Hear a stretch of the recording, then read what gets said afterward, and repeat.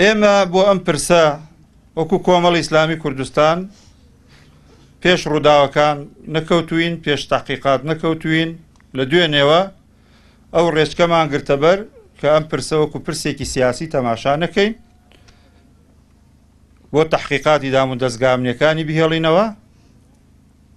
بەڵام بەڕاستی ئێمە وەکو چۆن لەوەیە خۆمان گرت کە خۆشەویستێکی ئاوامان لە ڕۆژی هەینیدا هەڵبژاردننی کات و شوێنەکەیشی زۆر قێزەوەنە. هەڵبژاردننی ڕۆژی هەینی چاوەڕێکەی مامۆستا لە مزگەوت لە خوتبە دابەزێ و لە بەردەم مزگەوتەکە شەهید کرێ، ئەمە ئێمە مەحکومی دەکەین، ئیدانەی دەکەین بە هەر ناونیشانێکەوە بوو بێ.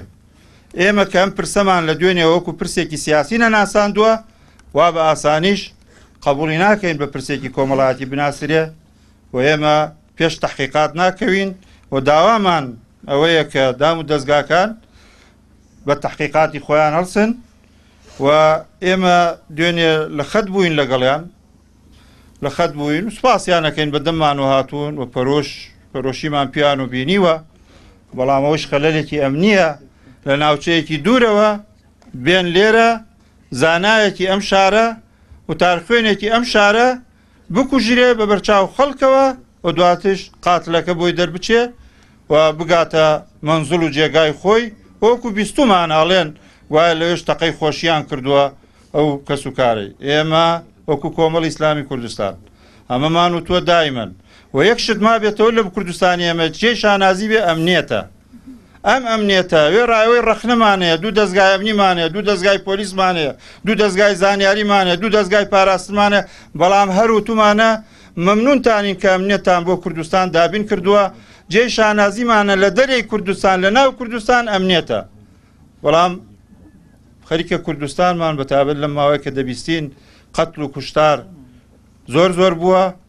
وەزی کوردستان ئایا خەڵکی، ئایا کەسەکان، ئایا بنەماڵەکان ئەم وەزە سیاسیە قۆزنەوە بۆی تەسفیە حساباتی خۆیان بکەن یان لایەنە سیاسەکان لە ناویەکە کوشتن و کوشتار بەرامبەر بە یەک بکرێ. ئێمە ئەمانە هەمووی دانە دەکەین. لە کاتێکا ڕۆڵی دام و دەستگاکان ئەسەلمێنین سوپاسیانەکەین، بەڵام چاومان لێیانە کە لە پرسێکی واشدا زیاتر بەدەمەوە بێن. کاتێک چاوەڕێن لە ئێمە پرسەکە بە سیاسی نەکەین، ئەوە لە دەستی ئەوانایە، تۆپەکە لە ساحی ئەواندایە، دەبێت تەنسیقیانە بێ. ینی من پێم سەیرە لێرە تەنسیق لە بەیان دام و دەستگا ئەمنیەکانە نەبێ. کەسێ لێرە ڕۆیشتووە دەبێت لەوێ بگیرێ. کەسێ لێرە ڕوا لە شوێنێکی کوردستان کەسێک شەهید دەکات، تیرۆریەکە، دەبێت دام و دەستگاکان وەکو یەک گیان بەڵێ دوێنێ هەم لەگەڵ دام و دەستگای سلێمانی هەم لەگەڵ دام و دەستگای هەولێر لە خەت بووین و لە ڕێی هەم خۆمان وەکو مەکتەبی سیاسی، هەم کاک عەبدولستار وەکو مەکتەبی سیاسی وەکو وەزیر سوپاسیان دەکەین، بە دەممان هاتوون. ناوی بکوژەکەیان پێداوین، شوێنی بکوژەکەیان پێداوین، دام و دەستگای ئەمنی سلێمانی. بەڵام داوامان لێکردن هەم خەلەلێکی ئەمنی خۆتانە هەمە بێ ئێوە شەڵوێستانە بێ.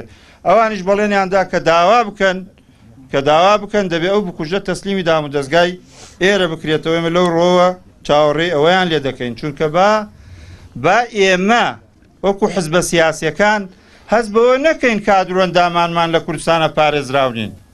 ئێمە کۆمەڵی ئیسلامی کوردستان لە پێناو کوردستانە، لە پێناو ئاشتیا چەکماندانە. بەڵام ئەگەر ئەمنیەت تێک بچێ، ئەگەر ببێتە پاشە گەردانی، ئەگەر دام و دەستگامنیەکانی کوردستان نەتوانن ژیانی ئەندام و کادرانمان بپارێزن، ئەوە ئێمە چەکمان لە پێناو کوردستانە داناوە. دەگەرنا ئێمە وەکو کۆمەڵی ئیسلامی کوردستان غیرەتمان دانەناوە بەڕاستی. بۆیە ڕوومان لە بەرپرسانی هەرێمە پرسە سیاسیەکان نەگەیەنەوەی ئاشتەوایی نێخۆی تێک بچێ. جیاوازیمان لە پرسە سیاسیەکانە با نەگاتەوەی کەوا ئاشتەوایی و ئەمنیەتی کوردستان تێک بچێ. ئێمە پێش ئێوە شانازی بە ئەمنیەتەکەوەکەین. ئەمنیەت نیعمەتێکی پەروەردگارە، پێ هەموو کەس دەبێت لەسەر ئەم ئەمنیەتە سوپاسی بخوای پەروەردگار بکەین، پاشان سوپاسی دام و دەستگاکان بکەین. گەرچی ڕەخنەیشمانەوە کورد باسمان کرد دوون و نەبوونە بە یەک وا 25 ساڵە.